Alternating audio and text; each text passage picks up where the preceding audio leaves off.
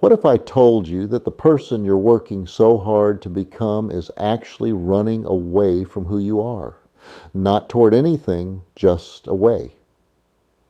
The fool in the tarot steps off a cliff with a smile, and everyone interprets this as naivete, but look closer. He's not unaware of the cliff. He's unimpressed by it. The fall doesn't scare him because he's already fallen. We all have into this thing called a body, into this moment called now. The question isn't whether you'll take the leap. The question is, will you keep pretending you're still standing on solid ground? You see, there's something fascinating happening right now in your life, and you might not have noticed it yet. You're engaged in the most exhausting project imaginable. You're trying to become someone, not just anyone. Someone worthy, someone complete, someone who finally has it all together. And every morning you wake up and check, am I there yet? Have I arrived? Am I finally the person I'm supposed to be? And every morning, the answer is the same. Not quite, not yet, keep working. And here's what I want to explore with you today. Here's what we're going to unpack together in a way that might completely change how you see yourself and this whole beautiful, absurd adventure of being alive. What if that entire project, that whole framework of becoming, is the very thing that's keeping you from what you're actually looking for? I'm not talking about giving up on growth or learning or change. I'm talking about something much more interesting than that. I'm talking about the psychology of the fool. Not as a character in a deck of cards, not as some abstract spiritual concept, but as a living, breathing way of moving through the world that every wisdom tradition has pointed toward, and that most of us have completely misunderstood. Because here's the core pain we're really dealing with.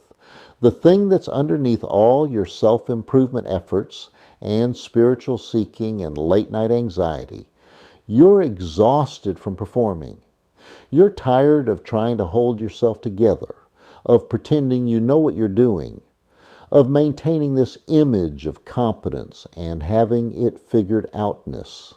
And underneath that exhaustion is a terror that if you stop, if you let people see that you're actually just making it up as you go along, just as confused and uncertain as everyone else, you'll be revealed as insufficient, as not enough, as the fraud you secretly believe yourself to be. And what I want to offer you today is not a solution to that terror, but a complete reframe of it. Because the fool, this archetypal figure who shows up in every culture, every mythology, every sacred tradition, knows something that will dissolve that terror entirely if you really let it in. He knows that insufficiency isn't a problem to solve. It's the doorway to everything real. The common wisdom tells you to find yourself, to discover your purpose, to unlock your potential, to become the best version of yourself. But the fool looks at all of that and laughs, not cruelly, but with deep affection, because he sees the joke. You're not lost. You don't have a predetermined purpose, and your potential is just another word for the prison you're building for yourself out of expectations and should-bes and not-yets. What this conversation offers, what we're going to explore together, is relief from the tyranny of becoming. Not through spiritual bypassing, not through pretending your pain doesn't exist, but through recognizing that the pain itself comes from a fundamental misunderstanding. You've been taught that you're incomplete, that you're a project under construction, that you need to add things to yourself. More wisdom, more healing, more success, more enlightenment before you're allowed to just be here fully as you are. And the fool says, What if you're already complete? Not because you've achieved completeness, but because completeness was never the game. What if you're already whole, not in spite of your brokenness, but because wholeness includes the breaking? This is what makes the fool's wisdom so radical, so different from every self-help program and spiritual teaching that's trying to make you into something better. The fool isn't interested in better. He's interested in true. And the truth is, you're not a project. You're not a work in progress. You're a verb, not a noun. You're not a thing that needs to be fixed or improved or optimized.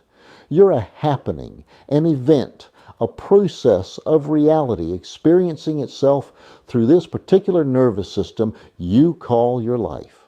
And the moment you understand this, not intellectually, but as a felt recognition in your body, everything shifts. Not because you finally figured it out, but because you've stopped needing to figure it out. You've stepped off the cliff of trying to arrive somewhere and discovered that free fall is actually what it feels like to be alive.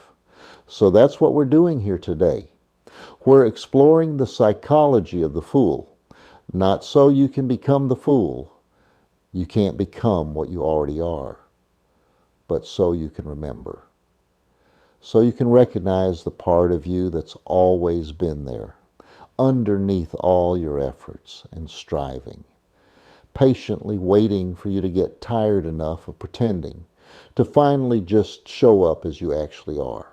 And I promise you, when you do, when you really do, something magical happens.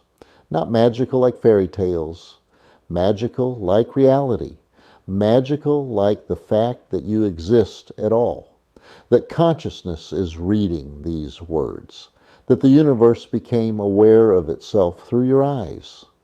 That kind of magic. The kind that's been here all along, hiding in plain sight, waiting for you to stop looking past it towards some imagined future version of yourself. So let's begin. Let's step off the cliff together. Let's explore what it actually means to live as the fool, not as an act of regression or irresponsibility, but as the most courageous, most authentic thing you could possibly do. Let me tell you a story. Imagine a kingdom, a vast kingdom with millions of people, all organized into their proper roles, all knowing their place in the great hierarchy of things. And at the top of this kingdom sits the emperor. He wears robes heavy with gold thread. He sits on a throne carved from ancient stone. And most importantly, he wears a crown. Not just a crown of metal and jewels, but a crown of expectation, of certainty, of being the answer to every question the kingdom cannot answer for itself. Every morning the emperor wakes before dawn. He must, because emperors don't sleep in. He dresses in the ceremonial garments. He walks through halls, lined with portraits of all the emperors who came before him, their faces stern with the burden of knowing what must be done. And he enters the throne room where his advisors wait, the generals, the priests, the scholars, the keepers of tradition.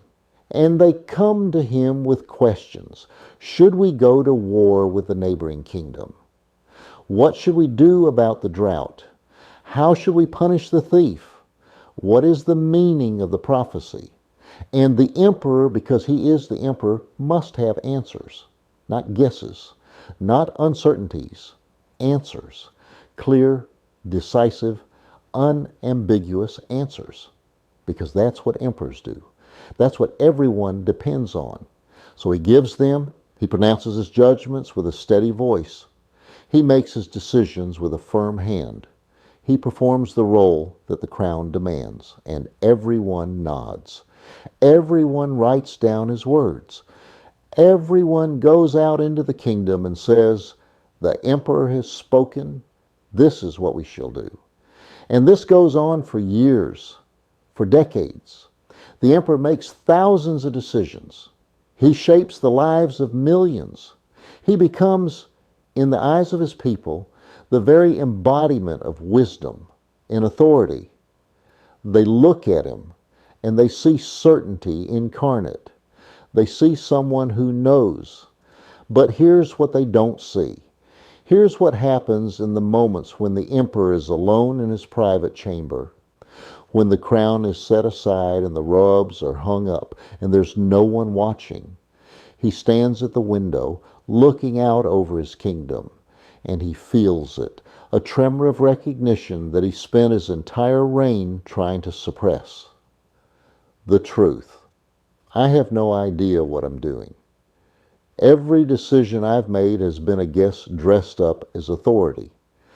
Every pronouncement has been uncertainty masquerading as wisdom. I look at the drought and I don't know if we should pray for rain or build more wells or move the villages. I look at the neighboring kingdom and I don't know if war would bring security or destruction. I don't know if the thief should be punished or helped. I don't know what the prophecy means. I don't actually know anything. And one night, standing at that window, feeling the weight of all that pretending pressing down on his chest, something breaks. Not something in the kingdom, something in him.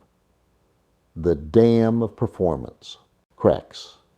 And through that crack comes something he hasn't allowed himself to feel in years. Laughter.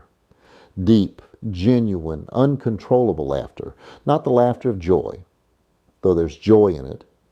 Not the laughter of cynicism, though there's recognition in it. But the laughter of release. The laughter of finally admitting the truth. I've been performing certainty while drowning in unknowing, and I'm tired. I'm so incredibly tired. The next morning, the emperor does something unprecedented. He calls his full council. Not just the inner circle, but everyone. The generals, the advisors, the priests, the scholars, the court officials, everyone who depends on his certainty to navigate their own uncertainty. And when they're all assembled, when they're all waiting for his wisdom, he says something no emperor has ever said. I've been pretending. Silence. Absolute silence. You could hear the dust settling on the throne.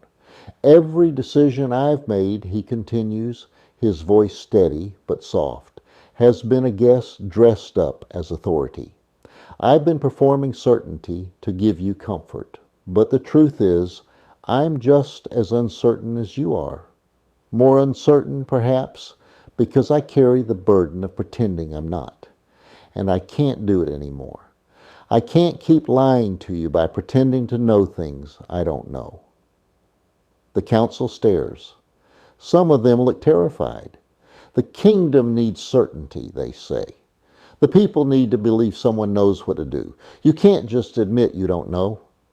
Everything will fall apart. But the emperor shakes his head. No, he says. Everything will fall together. Because the kingdom doesn't need my false certainty. The kingdom needs honesty. It needs all of us to stop pretending and start actually thinking together, wondering together, being uncertain together. And then he does something even more shocking.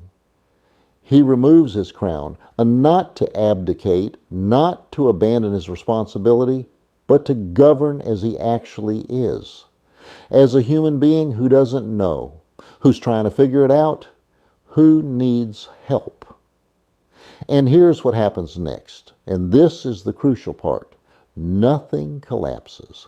The kingdom doesn't fall into chaos. The sky doesn't cave in. Instead, something remarkable occurs. People begin to breathe, because the emperor's vulnerability has given them permission to stop pretending too. The generals who've been performing confidence in battle strategies they weren't sure would work admit they're afraid. The priests who've been speaking for gods they've sometimes doubted admit their uncertainty about divine will. The scholars admit there are questions they can't answer. The common people admit they're confused about how to live, what to value, who to trust. And in that mass admission, in that collective exhale of pretending, something new becomes possible. Not the performance of knowing, but the humility of wondering together. Not the false security of certainty, but the real intimacy of shared uncertainty.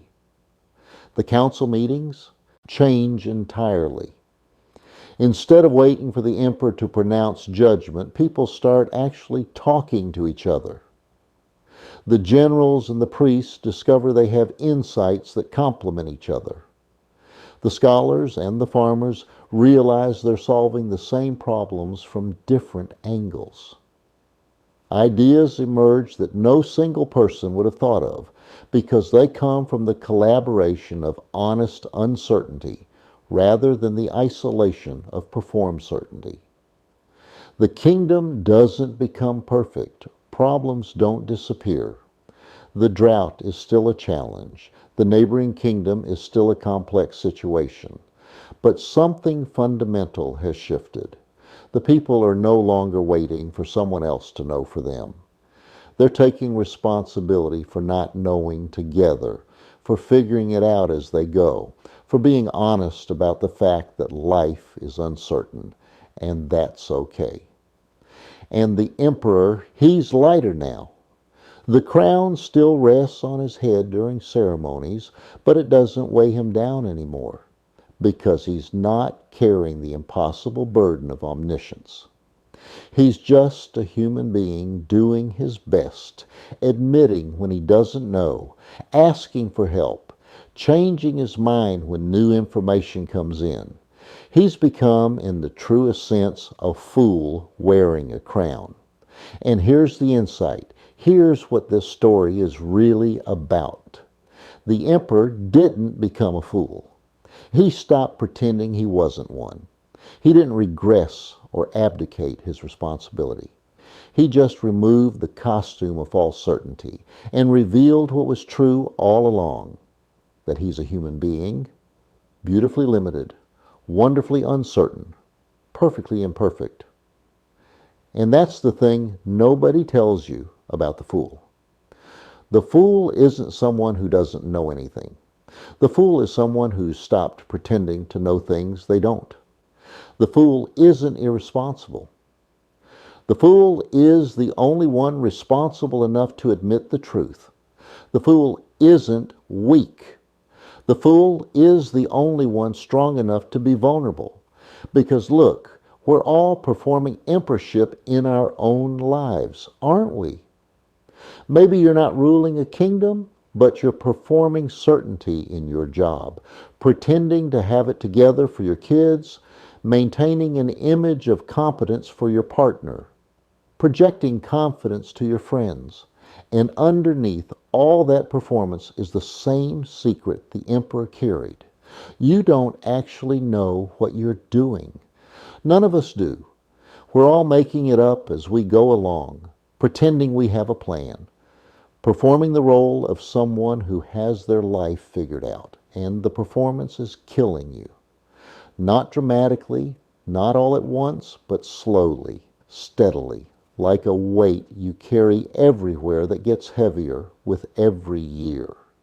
The weight of maintaining the image, the weight of never being able to say, I don't know, I'm scared, I'm confused, I need help. The weight of being the answer for other people when you don't have answers for yourself. And here's the beautiful, liberating, absolutely crucial thing. You can put it down right now. Not the responsibility, you can keep that. Not the care, you can keep that too. But the pretending, the performance, the exhausting project of trying to seem like you have it figured out, you can just stop. And when you do, when you really do, something magical happens. Not because you've achieved some spiritual breakthrough, but because you've finally told the truth. And the truth is magnetic. People are starving for it. They're so tired of everyone's performance, including their own. They're desperately hoping someone will go first. Someone will crack open the facade and show that underneath all our carefully maintained images, we're all just humans stumbling through this mystery together. The emperor discovered something that changed his entire kingdom. Insufficiency is not a flaw to hide. It's the foundation of authentic connection. Because only when you admit you don't know can you actually listen to someone else. Only when you acknowledge your limitations can you genuinely collaborate. Only when you stop performing certainty can you discover real wisdom, which isn't about having answers, but about asking better questions together. So this is the first teaching of the Fool. You're not insufficient because you don't know. You're honest. And honesty is the ground from which everything real can grow. Now let me tell you another story, a different kind of story, about a woman who spent her entire life trying to get somewhere. Let's not call her anything actually. She's not a person with a name. She's you. She's me. She's everyone who's ever believed that life is a problem to be solved, a destination to reach, a map to follow perfectly. This woman wakes up one morning when she's 23 years old, and something in her says, you need to figure out your life. You need a plan. So she does what everyone does. She starts collecting maps. She reads the books, all the books. The self-help books about finding your passion, the spiritual books about enlightenment, the business books about success, the psychology books about healing. She goes to the workshops. She makes the vision boards. She writes the goals. She creates the 5-year plan, the 10-year plan, the life plan. She maps out every step. Career progression here, financial milestones there, relationship goals at this intersection, personal development at that one, spiritual awakening at the final destination. And she follows the maps religiously. She checks off the boxes. She measures her progress. She adjusts her course when things don't go according to plan. She becomes, in many ways, an expert navigator. She knows all the routes to happiness, all the shortcuts to fulfillment, all the strategies for reaching the destination called having it all figured out. But here's what keeps happening. Year after year after year. She arrives at the marked destinations and finds nothing there. The career milestone that was supposed to bring satisfaction. She reaches it, and it just reveals another milestone beyond it. The relationship that was supposed to complete her, she achieves it, and she still feels incomplete. The financial goal that was supposed to provide security, she hits it, and the anxiety just recalculates around a higher number. The spiritual practices that were supposed to deliver enlightenment, she does them faithfully, and she just feels like she's performing enlightenment rather than experiencing it. Every destination turns out to be empty, not because there's nothing valuable there. There absolutely is, but because the maps promise something they couldn't deliver.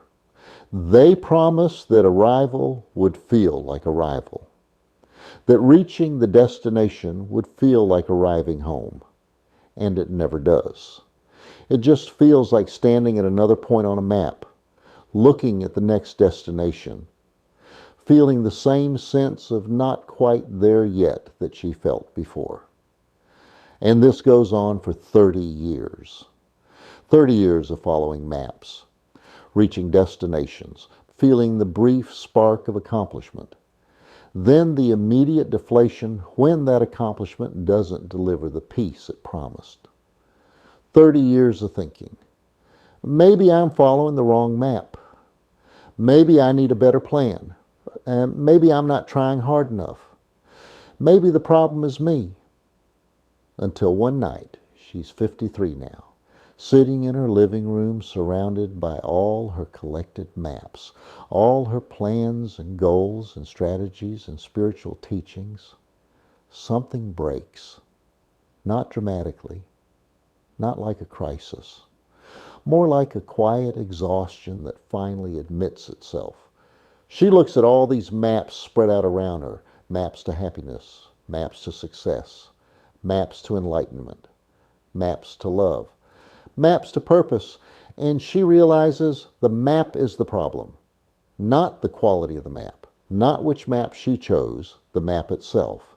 The very idea that life is a territory you can chart, a problem you can solve, a destination you can reach by following the right directions.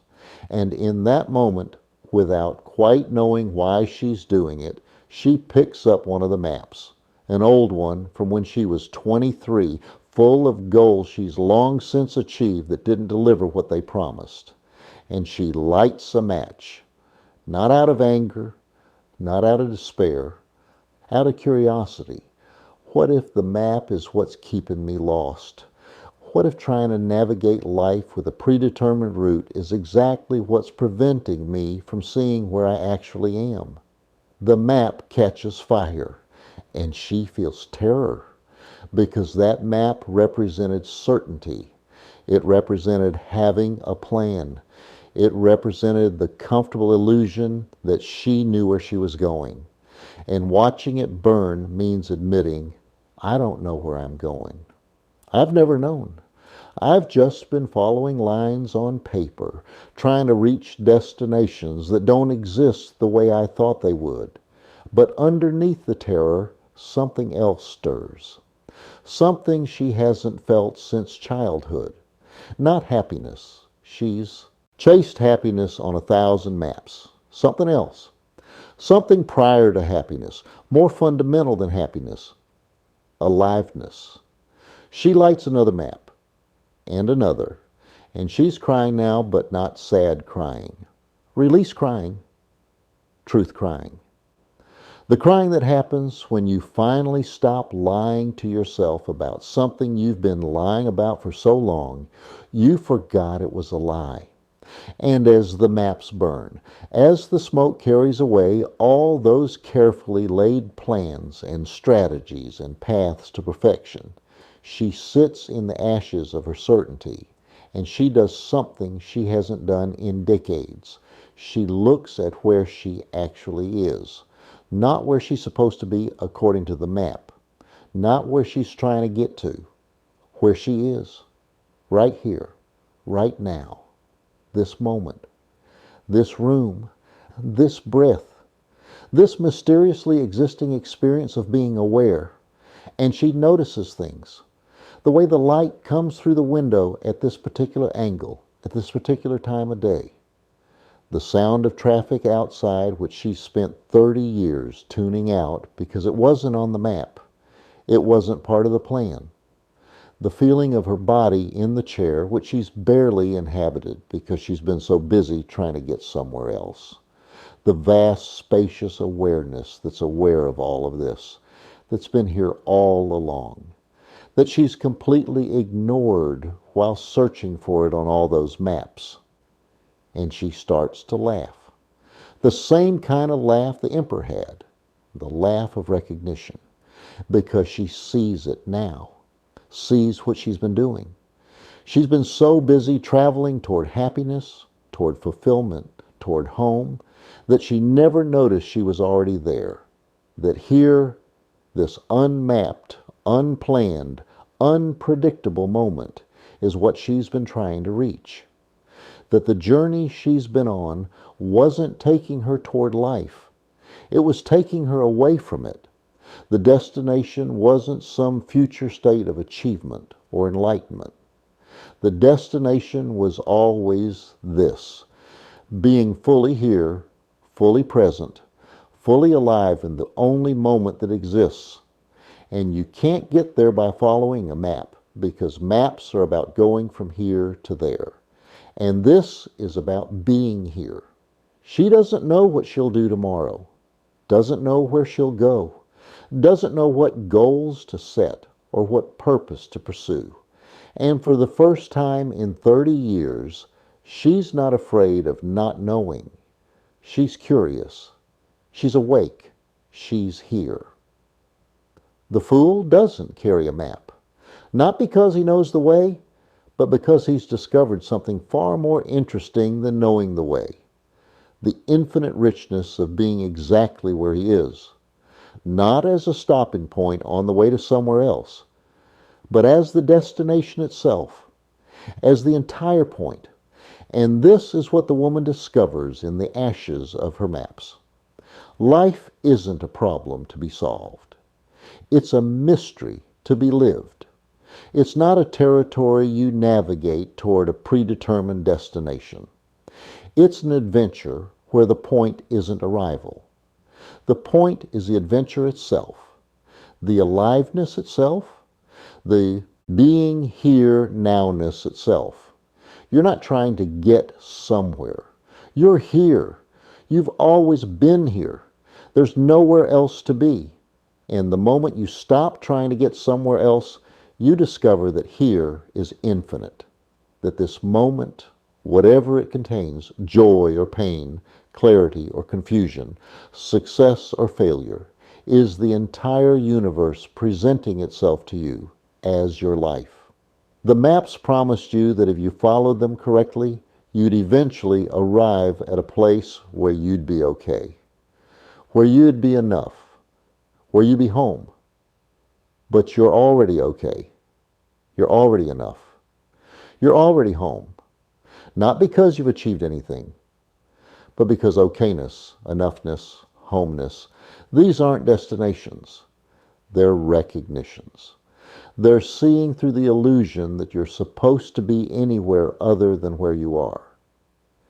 This is the second teaching of the Fool. Stop navigating.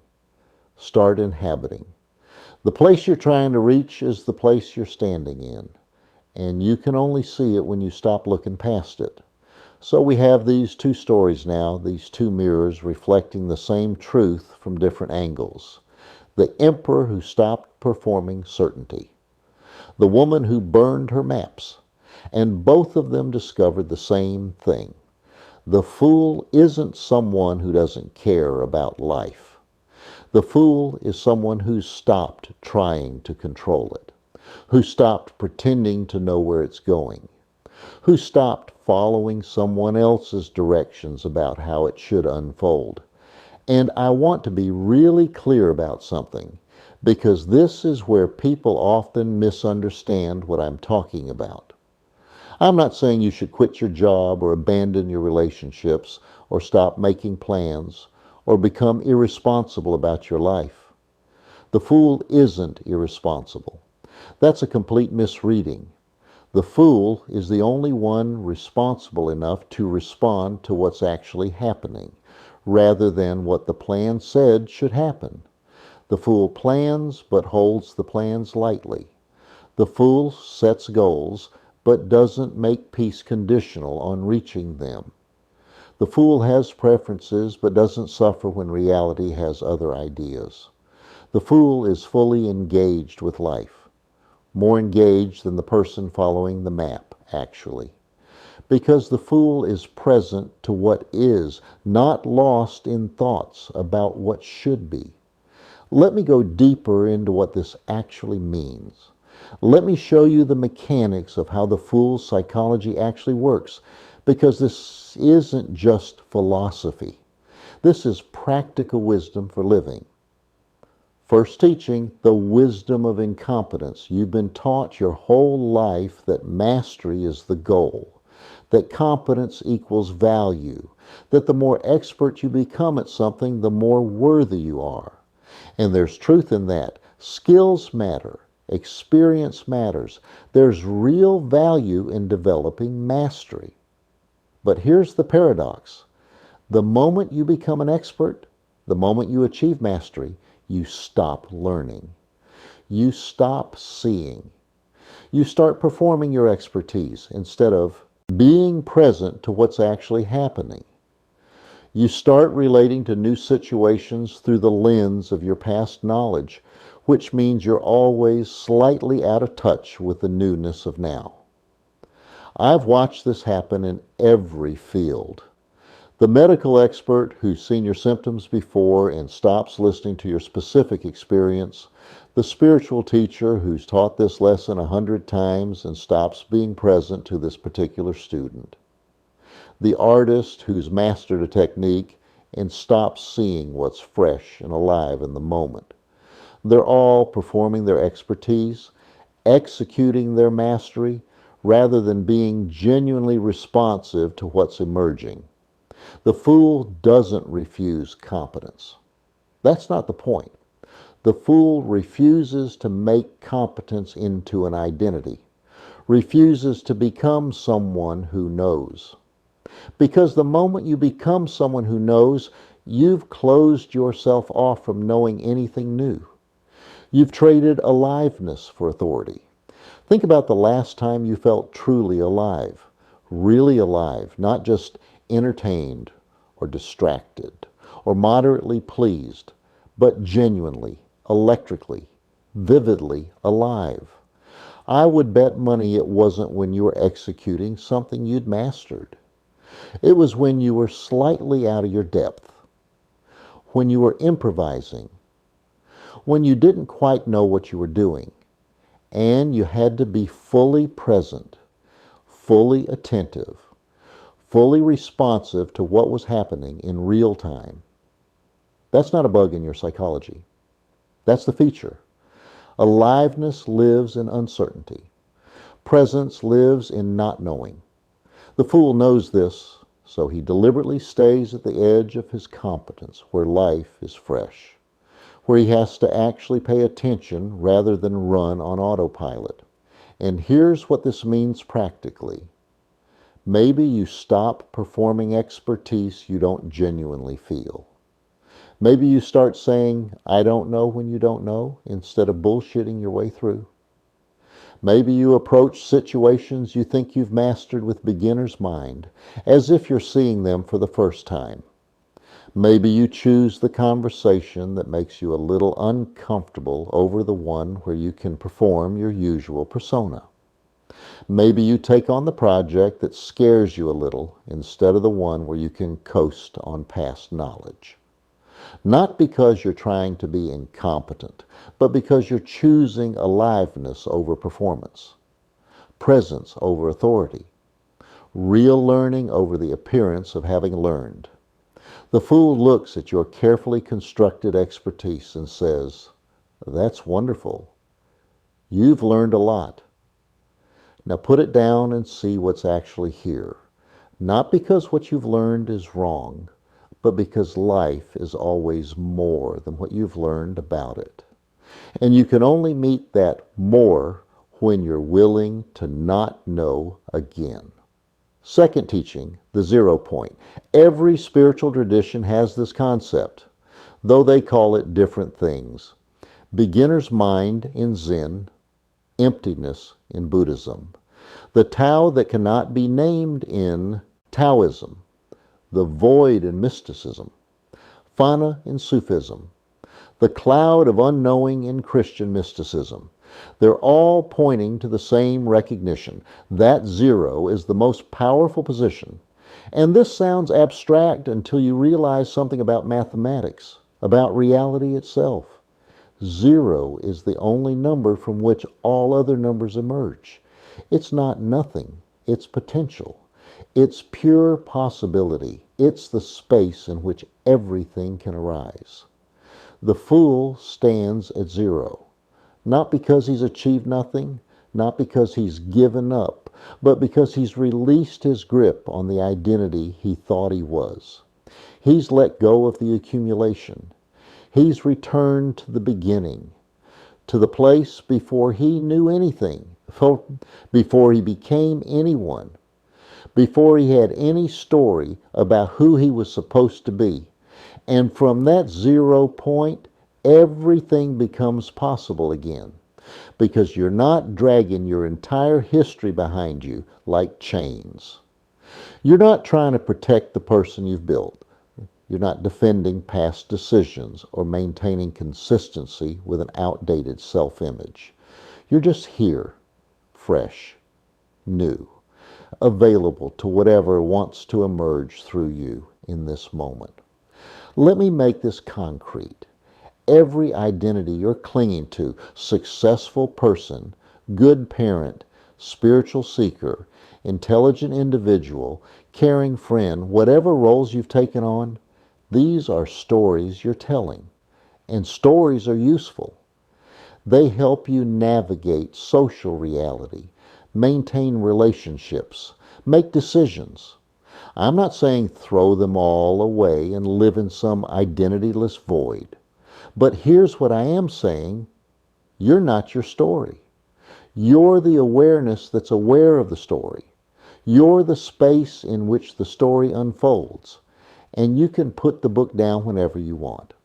You can say, okay, I've been playing this role and it's been useful, but it's not me. It's something I'm doing, not something I am. And when you do that, when you really do that, something extraordinary happens. You become free. Not free from responsibility, but free from the prison of having to maintain a consistent character. Free to respond to each moment fresh, without having to check if your response is consistent with your story about yourself. The fool has no story to defend. He'll contradict himself between breakfast and lunch. He'll completely change his mind when new information arrives. He'll be wise in one moment and foolish in the next and not care about the inconsistency. Because he's not trying to be a consistent character. He's trying to be present to what's true right now. Even if that truth is completely different from what was true 5 minutes ago. This is incredibly threatening to the ego. The ego's entire job is to maintain a consistent self-image, to make sure you're the same person you were yesterday, to defend your past decisions and justify your future ones. The ego says, but if I let go of my identity, who will I be? And the fool says, exactly. Who will you be? Not who have you decided to be. Not who are you supposed to be, but who are you actually in this moment before you reach for any story about yourself. And that's the 0 point. That's the place of pure potential. That's where real freedom lives, not in accumulating more identity, more achievement, more self-definition, but in releasing it all and discovering what you are before you become anything. Third teaching, the laughter principle. And this is crucial because it's easy to make all of this sound heavy and serious and like some big spiritual burden you have to carry. But that's exactly wrong. The fool's wisdom is light. It's playful. It's full of laughter. Laughter is what happens when you recognize incongruity. When two things that shouldn't go together suddenly do. When you see the absurdity in something that seems serious. When reality contradicts expectation in a way that reveals the expectation was always a bit ridiculous. And the fool laughs at everything because he sees the cosmic joke. The biggest, most hilarious joke in the universe. Your God pretending not to be God. Your infinity pretending to be limited. Your consciousness pretending to be confused about consciousness. You're the universe pretending to be a separate person who has to figure out the universe. This is absurd. It's gloriously, magnificently absurd. You're already what you're seeking. You're already the awareness you're trying to achieve. You're already the love you're trying to find. You're already the peace you're trying to reach. And you're pretending you're not. And you're suffering from that pretending. And you're seeking solutions to the suffering. And the seeking is just more pretending. And the whole thing is the most elaborate game of hide and seek imaginable. And when you see it, really see it, you can't help but laugh. Not cynically, not bitterly, but with deep, genuine, affectionate amusement at the whole beautiful mess of it. You laugh the way you'd laugh watching a child play pretend, completely absorbed in their imaginary world, temporarily forgetting it's imaginary. That's you. That's all of us. We're playing pretend so convincingly that we've forgotten we're playing. The fool hasn't forgotten. Or rather, he's remembered, and his laughter is an invitation. Come on, you can stop now. You can drop the act. You can admit you've been playing a role and you're tired of it. It's okay. The game was fun, but it's okay to be done with it. And here's why this matters. Why this isn't just some philosophical amusement. Seriousness is the ego's defense mechanism. When you're taking yourself seriously, your problems, your importance, your story, your suffering, you're in ego mode. You're identified with the character you're playing. You're convinced that the role is real and the stakes are ultimate, and you have to maintain the performance at all costs. But when you can laugh at yourself, when you can see the absurdity in your own drama, the ego loses its power. Not because you're being cruel to yourself, but because you're seeing through the illusion. You're recognizing that yes, this is happening. And yes, it matters. And yes, there are real consequences. And also, it's all a bit ridiculous, isn't it? You're a temporary collection of atoms that became aware of itself, and now it's worried about its reputation. You're stardust having an existential crisis. You're the universe experiencing local confusion about its own nature. This is inherently funny. And the fool's laughter isn't dismissive. It's not saying your suffering doesn't matter. It's saying your suffering comes from taking something way too seriously that would be lighter if you could see the cosmic comedy of it. You're suffering because you believe you're a separate self who has to figure everything out and get it right and be worthy. And that belief is sincere and painful and completely understandable.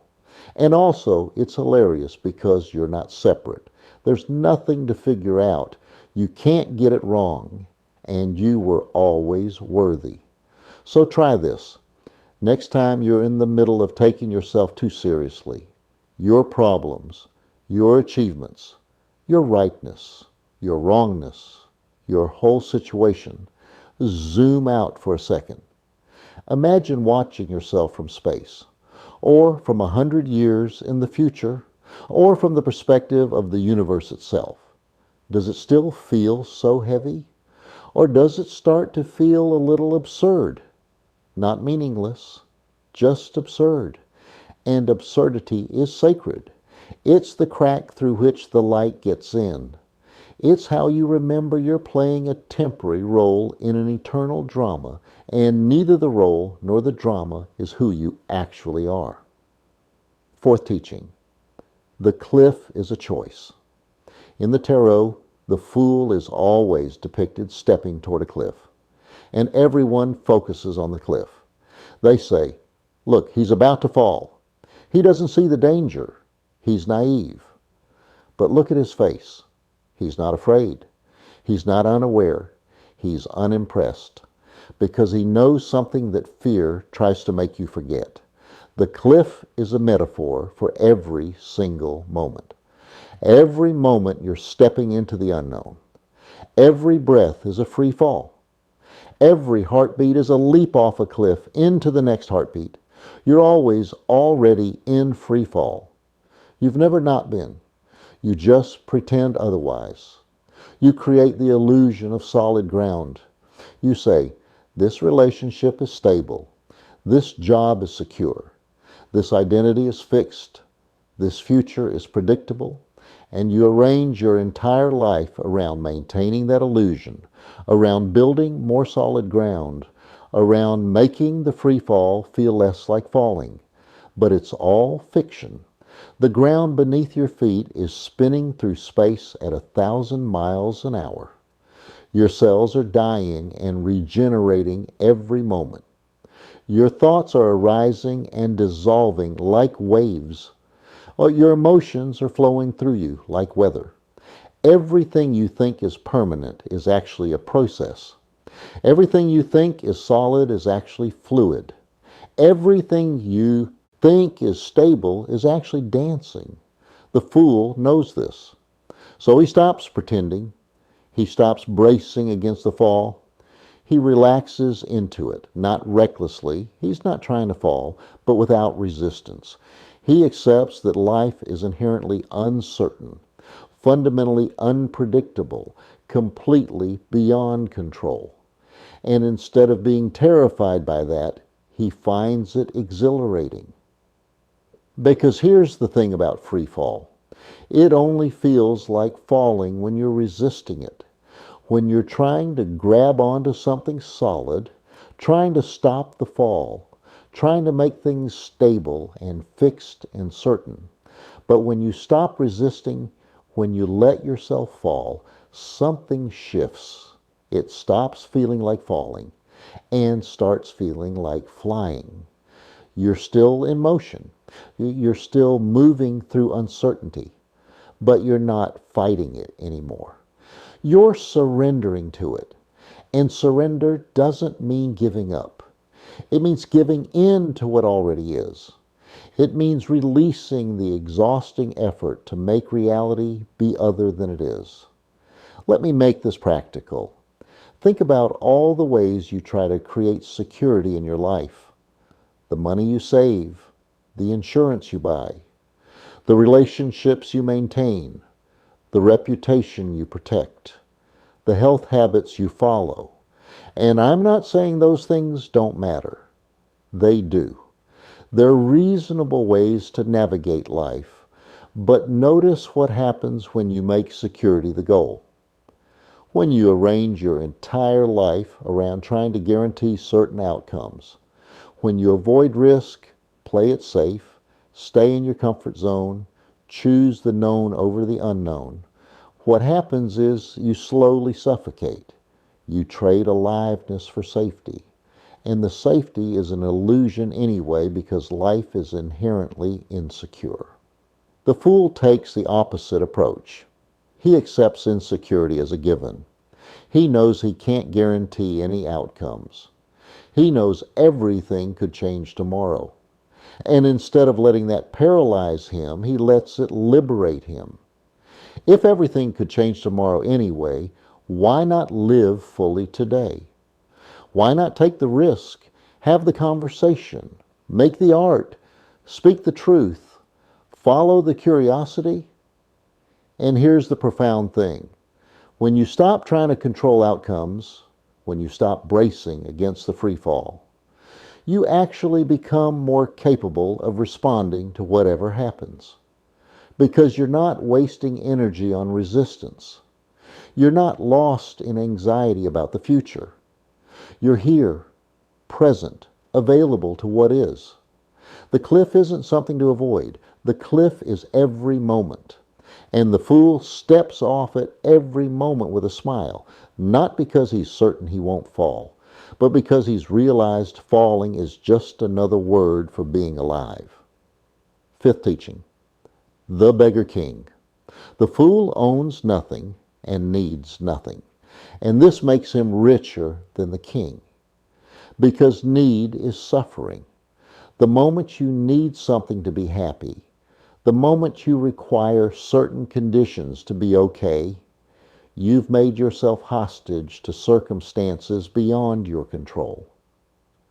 The king owns the kingdom, but that means the kingdom owns him.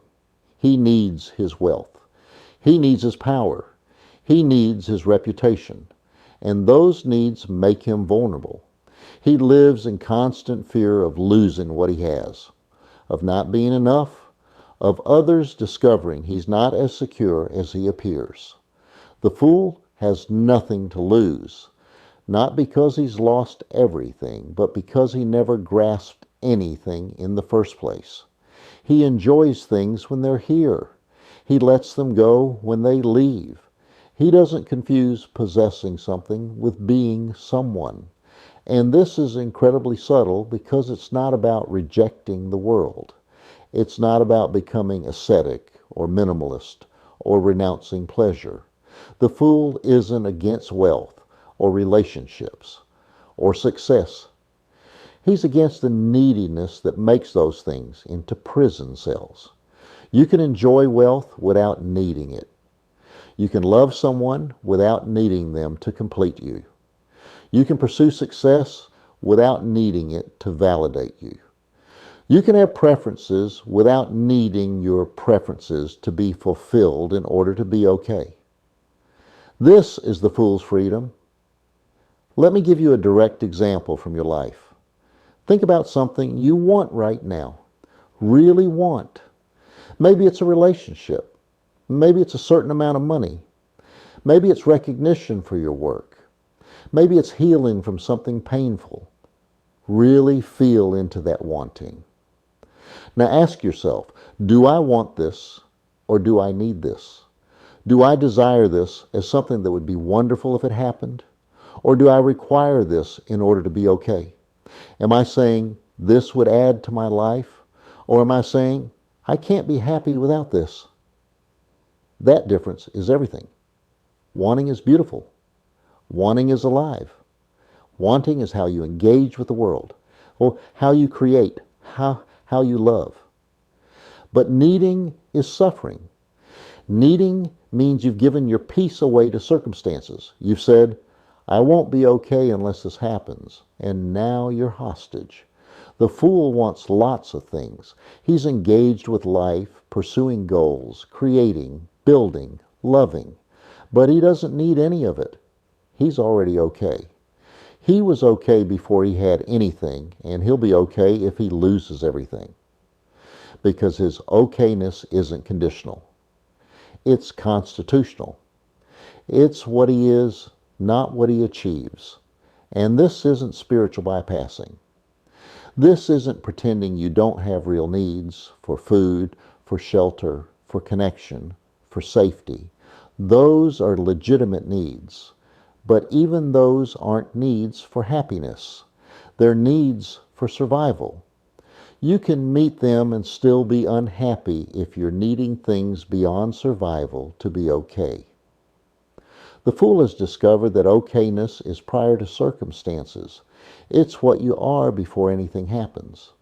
It's the awareness that's aware of both pleasure and pain, success and failure, having and not having. And that awareness doesn't need anything to be okay because it's already the source of okayness itself. Try this as an experiment. For just one day, move through your life as if you already have everything you need. Not as a pretense, not as positive thinking, but as an inquiry. What if this moment exactly as it is enough? Not forever, just for today. What if you don't need anything to change? Anyone to behave differently? Anything to be added or taken away? Just for one day, see what happens to your anxiety when you're not needing anything from the future. See what happens to your disappointment when you're not comparing what is with what should be. See what happens to your restlessness when you're not seeking something better than now. You might discover that the beggar has always been the king, that the one who owns nothing is the one who has everything. Because having everything doesn't mean possessing objects. It means being complete without possessing anything. Sixth teaching, the unlearning. You've spent your entire life learning. Learning how to be a person, learning the rules, learning how to fit, learning how to succeed, learning how to not be rejected, learning who you're supposed to be. And all of that learning was necessary. It helped you survive childhood, navigate society, develop skills, build relationships. I'm not dismissing it, but here's what nobody tells you. At a certain point, all that learning becomes the problem. It becomes a prison. Because you learned how to be acceptable, but you forgot how to be authentic. You learned how to perform, but you forgot how to be. The fool's wisdom isn't about learning more. It's about unlearning what you were taught to believe about yourself. It's about questioning every assumption you've been carrying about who you're supposed to be and discovering who you actually are underneath all that conditioning. What if your authentic self isn't something you need to discover or develop or achieve? What if it's what's left when you stop performing all the inauthentic versions? What if the work isn't adding things, more knowledge, more healing, more enlightenment, but subtracting things? Removing the masks, questioning the beliefs, releasing the identities you took on to survive, but that no longer serve you. This is real spiritual practice. Not learning new techniques or achieving new states or becoming more evolved, but noticing when you're performing. Noticing when you're pretending to know. Noticing when you're hiding. And gently, without judgment, putting down the mask. You don't have to figure out who you really are. You just have to stop pretending to be who you're not. The real you isn't hidden beneath layers of false self that need to be excavated. The real you is what's naturally present when you stop adding all the performance layers. Think about a time you were completely alone, not performing for anyone, not trying to be anyone, just existing. Maybe in nature, maybe late at night, maybe in the shower. That feeling of just being without any role or identity or expectation. That's closer to who you actually are than any self-image you've constructed. The fool lives from that place. He's not performing a role. He's not maintaining an image. He's just being what he is, moment to moment, without any reference to who he's supposed to be. And this makes him radically honest. Not aggressively honest, not harshly honest, but simply honest. He's not trying to impress you or hide from you. He's just showing up as he is. And people find this incredibly threatening or incredibly refreshing, depending on how invested they are in their own performance. Because the fool's presence is a mirror, it shows you how much you're pretending. It reveals the gap between who you are and who you're performing. And that can feel like judgment, but it's not. It's just honesty meeting dishonesty, and dishonesty getting uncomfortable. Seventh teaching, the fool's privilege. In medieval courts, only the fool could tell the king the truth. Everyone else had to flatter, defer, agree. But the fool wore the cap and bells. He was officially a fool. He was at the bottom of the hierarchy. He had nothing to lose. And that gave him a strange kind of power, the power of complete honesty. Because he wasn't trying to climb the ladder, he could see the whole ladder for what it was, a game. Because he wasn't protecting his position, he could point out that the emperor had no clothes. Because he wasn't invested in the system, he could mock the system without fear. This is the fool's privilege, and it's available to you right now. The moment you stop trying to impress people, you gain the ability to be real with them. The moment you stop protecting your image, you can tell the truth. The moment you stop playing the game of social hierarchy and reputation management, you become free to be honest. And honesty is magnetic. People are so starved for it. Everyone's performing. Everyone's hiding. Everyone's pretending. And then someone shows up who's just real, who's not trying to sell anything or prove anything or hide anything. And it's like water in a desert. But here's the catch. You can't perform authenticity. You can't strategically be honest in order to be more likable. That's just another layer of performance. The fool's privilege only works when you've genuinely stopped caring about the outcomes. When you're telling the truth because it's true, not because you think it will make people like you more. This requires real courage. Not the courage to do something dramatic, but the courage to be ordinary. The courage to let people see you're not special, not together, not enlightened. The courage to admit you don't know. You're confused. You're making it up as you go along. And when you do that, something shifts in every relationship you have. Because you've given others permission to be real too. You've shown that it's okay to not have it figured out. You've demonstrated that honesty is possible, that you can survive being seen as you actually are. The fool gives you permission to stop lying, not to others, to yourself, to stop pretending you have it together when you don't, to stop performing competence you don't feel, to stop maintaining an image that exhausts you, to show up as you are and discover that as you are has always been enough. Eighth teaching. The divine accident. The fool doesn't have a plan. And this isn't irresponsibility or laziness or naivety. It's trust. Deep, fundamental trust that life is intelligent, that synchronicity is real, that when you stop forcing outcomes, something more interesting than your plan can emerge.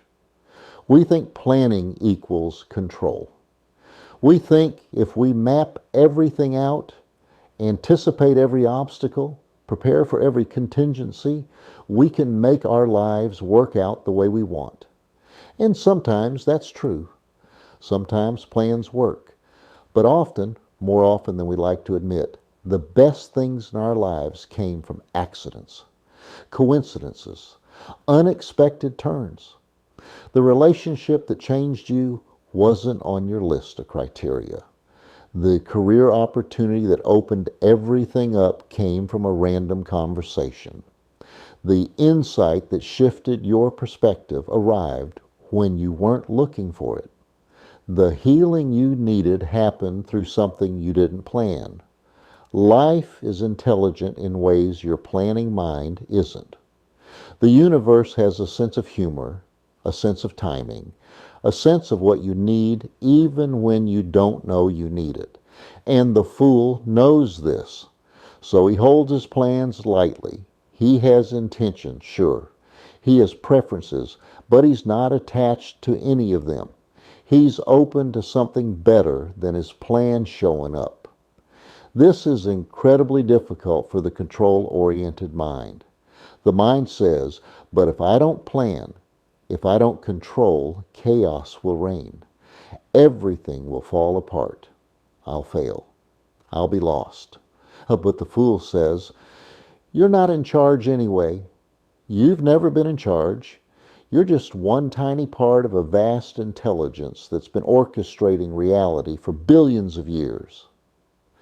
Do you really think your plans are better than the universe's? Do you really think you know better than life itself what should happen? And this isn't passive. This isn't just drifting through life, waiting for things to happen to you. The fool is active, engaged, creative, but his action comes from response rather than control. He moves with what's happening rather than against it. He surfs the wave rather than trying to make the ocean behave. Think about an area of your life where you're tightly controlling the outcome, where you have a specific plan and you're stressed about making it work exactly right. Now ask yourself, what would it look like to hold that plan more lightly? To stay committed to the direction but open to unexpected paths? To do your part but trust that life might have better ideas than you do? This is the divine accident. It's not random chaos. It's intelligent spontaneity. It's reality responding to your genuine participation in a way that's often better than you could have planned. But you have to create space for it. You have to relax your grip. You have to trust. Ninth teaching, the homecoming. The fool's journey is circular. He leaves home as card 0 in the tarot deck, wanders through all the other cards, the magician, the high priestess, the emperor, the hierophant, death, the tower, all of them, and then returns to 0, returns home. But he's different now. He's seen everything, experienced everything, learned everything, and he sees his starting point with completely new eyes. This is the structure of every real transformation. You don't actually go anywhere. You just wake up to where you've always been. You leave home to discover that home was what you were seeking all along. You search for meaning to discover that you're the source of meaning. You look for love to realize you're made of love. You pursue happiness to find out you're the awareness in which both happiness and unhappiness appear. The journey is necessary. I'm not saying you should skip it. You have to leave home to recognize home. You have to forget who you are to remember. You have to get lost to understand what being found means. The fool's wandering through all those experiences isn't wasted. It's how he comes to see what was always true.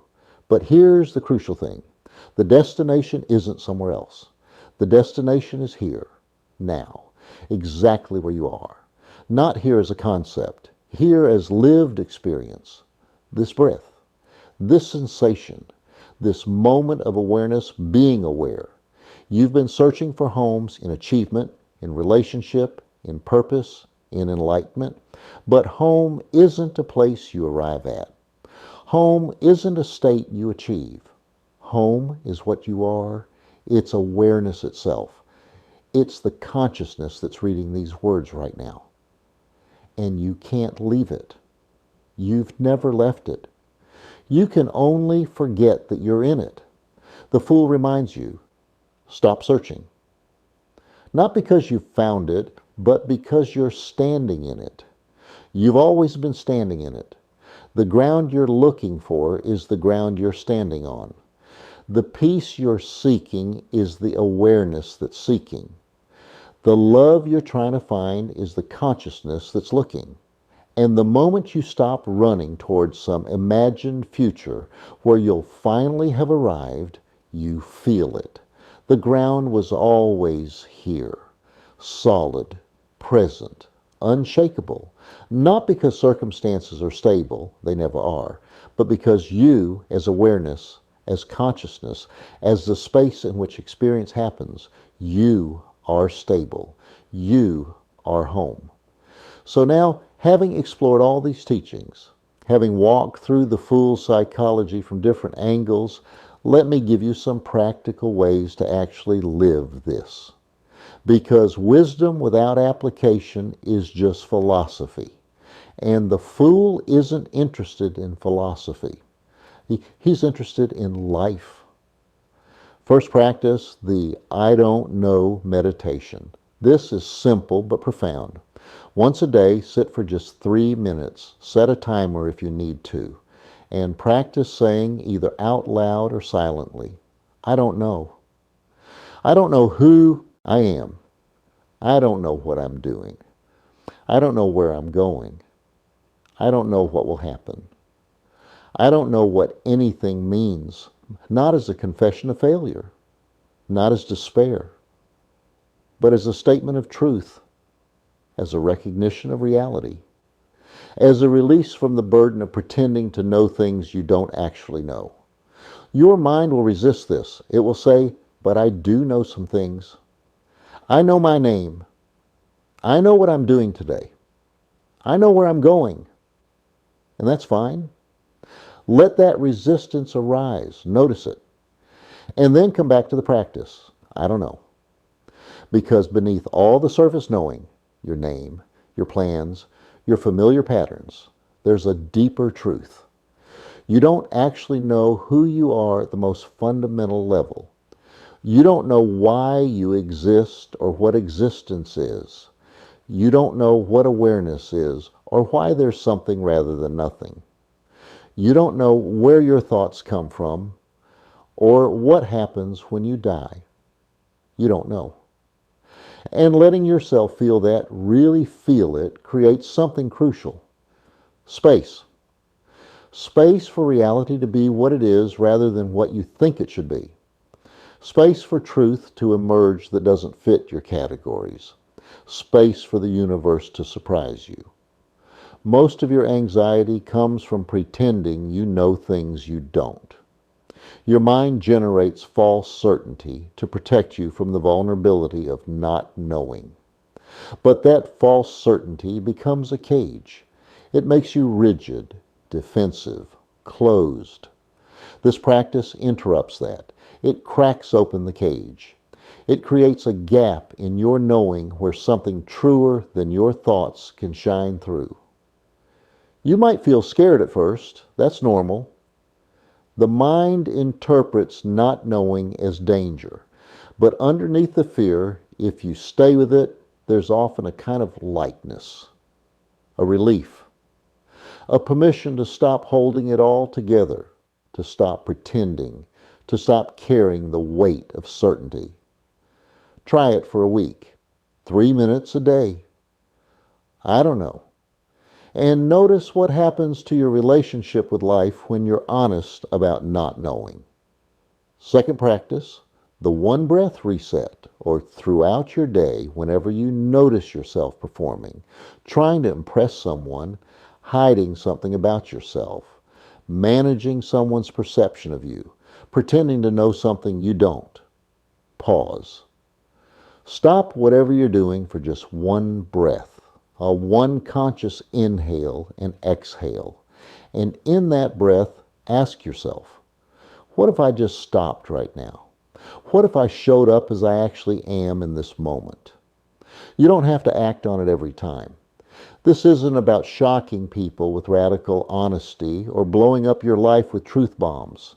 It's about creating a gap, a moment of awareness between the performance and the performer. A space where you remember, I have a choice. Most of us spend our entire lives on autopilot, performing roles we learned decades ago, maintaining images we don't even remember creating.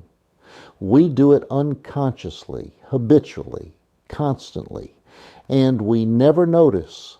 We're doing it because there's no gap, no pause, no moment of conscious choice. This practice creates that gap. One breath, one question. What if I stop performing right now? And in that question, something shifts. You remember, you're not the role. You're the one playing it. And that means you could play it differently or stop playing it entirely.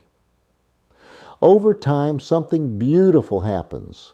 The performance starts to drop away naturally, not through effort, but through awareness. You catch yourself performing and you just stop. Not dramatically, not with some big declaration. You just become a little more real, a little more present, a little more honest, and people respond. Not always positively. Some people are invested in your performance because it helps them maintain their own. But many people, more than you'd expect, respond with relief, because your realness gives them permission to be real too. Try this for a week.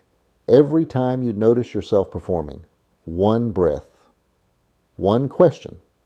See what happens. Third practice, the Fool's Walk. Once a week, maybe more if you're drawn to it, take a walk with absolutely no destination, no purpose, no goal. Not a walk for exercise, not a walk while listening to a podcast. Not a walk to clear your head or solve a problem. A walk for no reason except walking. And as you walk, practice being no one. Not John, who's working on himself, or Sarah, who's trying to figure out her life. Just awareness walking. Just consciousness taking in the world through eyes and ears and skin. Let yourself be aimless. Let yourself be purposeless, not forever, just for this walk. See if you can find the place in you that's okay with having nowhere to go, nothing to achieve, no one to become. This is harder than it sounds. Your mind will want to make even this into a project. It will say, I'm walking mindfully. I'm practicing presence. I'm being spiritual. And when you notice that happening, gently come back. No project, no practice, no purpose, just walking.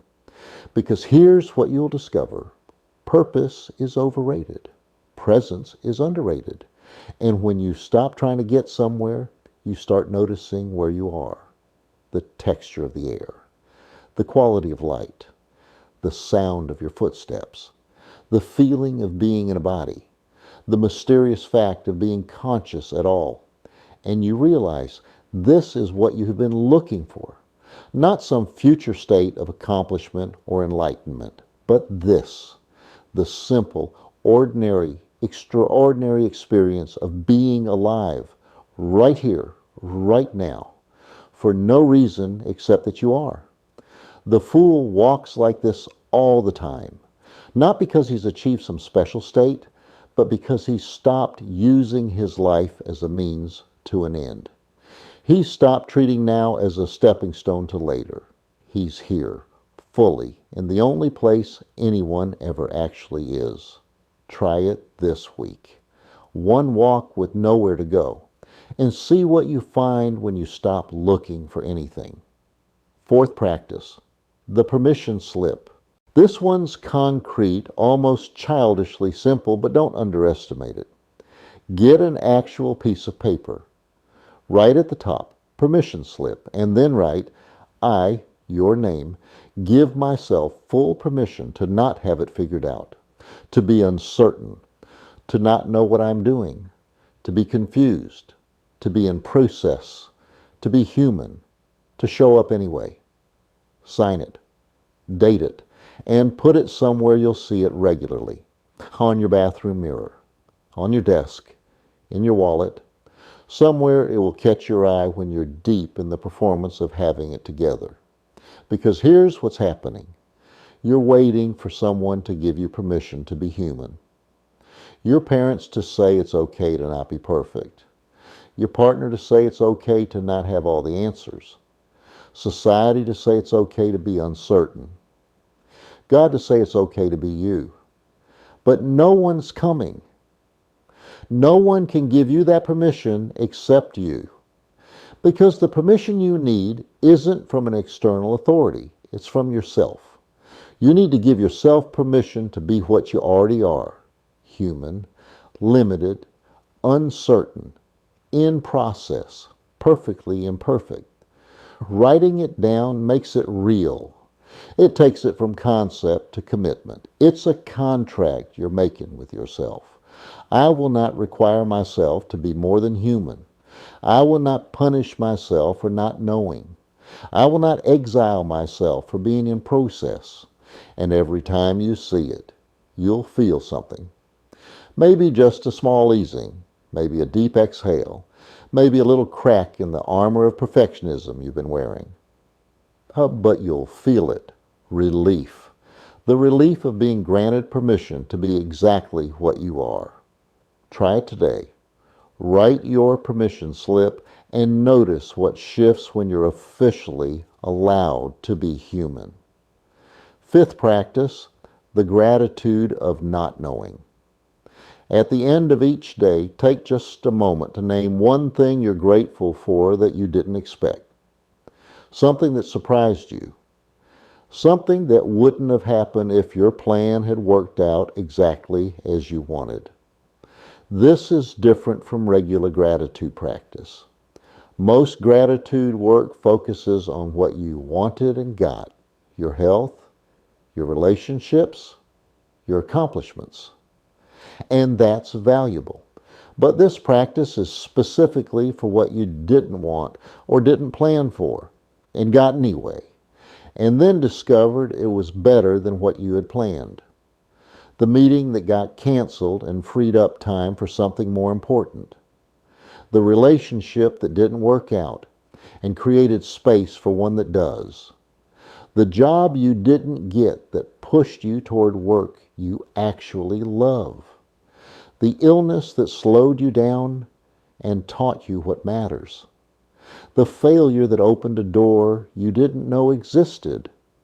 This practice trains your awareness to notice that life is often smarter than your agenda, that the universe has better ideas than you do, that what seemed like bad luck was actually good fortune in disguise, that the detours were actually shortcuts to something more real, and over time this changes your relationship with the unexpected. You start to trust it. You start to see your plans as suggestions, not requirements. You start to relax into the adventure of not controlling everything. You start to develop what the Fool has, a faith in life's intelligence, not blind faith, not irrational optimism, but experiential faith based on repeatedly noticing that when you let go of control, when you trust the process, when you remain open to the unexpected, life tends to work out in ways that are often better than you could have planned. Try it tonight.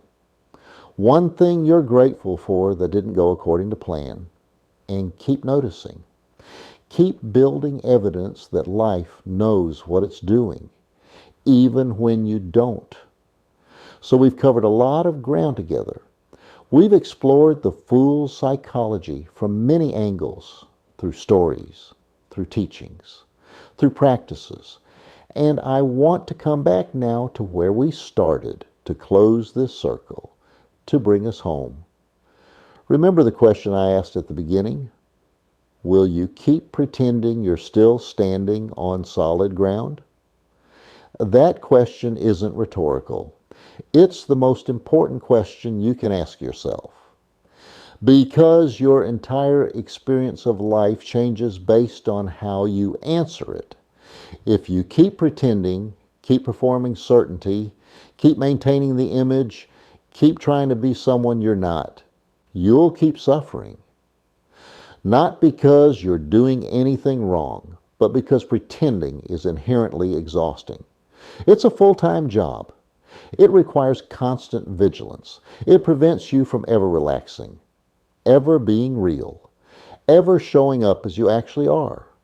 But if you stop pretending, if you acknowledge the free fall, if you admit you don't know, if you step off the cliff of certainty into the space of genuine not knowing, something extraordinary happens. Not immediately, not all at once, but gradually and then suddenly you discover that you're okay, that you were always okay, that the fear of falling was worse than the falling itself. Because here's what the Fool knows, what every wisdom tradition points toward, what your own direct experience will confirm if you let it. You are not who you think you are. You're not the person you've been trying to become. You're not the character in the story you've been telling about yourself. You're not the collection of roles and identities and self-concepts you've accumulated. You're not your achievements or your failures, your past or your future, your certainty or your doubt. You are the awareness in which all of that appears. You're the space in which the story unfolds. You're the consciousness that's been here all along, unchanging, watching everything change. You are what mystics call the witness, what Buddhists call Buddha nature, what Hindus call Atman, what Christians call the image of God. You are, in the simplest terms, the one who is aware. And that awareness, that's what you are, doesn't need anything. It's not incomplete. It's not in process. It's not trying to become something. It's already whole. It was whole before you had any accomplishments. It will be whole if you lose everything. It's whole right now. regardless of what's happening in your life. This is the fool's secret. This is what he knows that makes him free. He's identified himself as awareness rather than as the content of awareness. He's recognized himself as the ocean rather than as a particular wave. He's seen through the illusion that he's a separate self who needs to figure everything out and get everything right. And once you see this, really see it, not just understand it intellectually, but recognize it as your lived reality, everything changes. Not because your circumstances change, though they might, but because your relationship to circumstances changes completely. You become someone who can hold it all lightly, who can take life seriously without taking yourself seriously, who can play your roles without being imprisoned by them, who can care deeply about outcomes without being destroyed when outcomes don't match your preferences, who can fail spectacularly without believing you are a failure, who can succeed impressively without believing you are your success. You become, in other words, the fool. Not foolish, wise, not irresponsible, free, not naive, awake. You become someone who stopped running away from who you are and started living from who you are. And that changes everything. So here's your mantra, the phrase to write on your heart, to whisper to yourself when you're lost in the performance, to remember when you're caught in the trap of trying to become. I am not who I think I am. I am the one who thinks. Read that again slowly. Let it land. I am not who I think I am. I am the one who thinks. You're not the story. You're the storyteller. You're not the wave. You're the ocean. You're not the thought. You're the awareness of thought. You're not the emotion. You're the space in which emotion arises and dissolves. You're not the person trying to figure life out. You're life itself, pretending to be a person, pretending to be confused. And the moment you recognize this, not as a concept, but as a felt reality, something shifts. The weight lifts. The anxiety eases. The desperate seeking relaxes. Not because you've achieved anything, but because you've stopped trying to achieve what you already are. You're already home. You were never lost. You were never broken. You were never insufficient. You were just pretending to be all of those things, playing a very convincing game of hide and seek with yourself. And now you can stop. You can exhale. You can rest in what you've always been. This is the fool's gift to you. Not a teaching to master, not a practice to perfect, not a state to achieve, but a recognition, a remembering, a coming home to the truth that was always true. You are not your story about yourself. You are the infinite awareness in which all stories appear.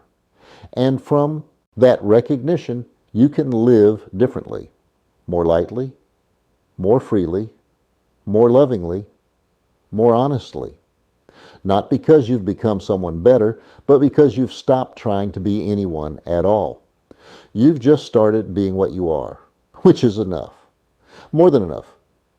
Actually, everything. So take this with you, not as knowledge to accumulate, but as permission to stop accumulating. Not as something to understand, but as an invitation to stop trying to understand everything. Not as a destination to reach, but as a recognition that you're already there, you've always been there, and there's nowhere else to be. The fool has been waiting for you to remember this. Not to become enlightened. Enlightenment is just another item on your checklist of things to achieve. But to lighten up, to take yourself less seriously, to step off the cliff of certainty into the free fall of not knowing and discover that free fall feels a lot like flying. So fly. Or fall. They're the same thing anyway. And laugh at yourself while you're doing it. Laugh at the cosmic absurdity of being a mortal body with infinite awareness, somehow believing it needs to figure everything out. Laugh at how seriously you've been taking this beautiful, temporary, utterly mysterious experience of being alive. And then, when you're done laughing, or maybe while you're still laughing, just be here, fully, completely. As you actually are, not as who you think you should be, not as who you're trying to become, but as what you already are before you reach for any identity at all. That's the fool's invitation. That's the psychology we've been exploring, and it's available to you right now. Not later, after more healing or more learning or more spiritual development. Right now, in the middle of your beautiful, messy, perfectly imperfect humanity, you are already what you're looking for. You're already the peace you're seeking. You're already the love you're trying to find. You're already home. And you can stop running now. You can rest. You can just be. If something in this conversation resonated with you, if you felt a little permission, a little relief, a little recognition of something you've always known but forgotten, I'd love to hear about it. Drop a comment below and share what landed for you. What part of the fool's wisdom spoke to your situation? What question got under your skin in a good way? What practice are you going to try? And if you want more conversations like this, more invitations to remember what you've always known, more explorations of the wisdom that lives underneath all your striving, go ahead and subscribe. Hit that button. Not because I have all the answers, I absolutely don't. I'm a fool too, remember, but because we're all in this together. We're all figuring it out as we go. We're all fools pretending to be serious people, and sometimes it helps to be reminded that the pretending is optional. Thank you for walking this path with me today.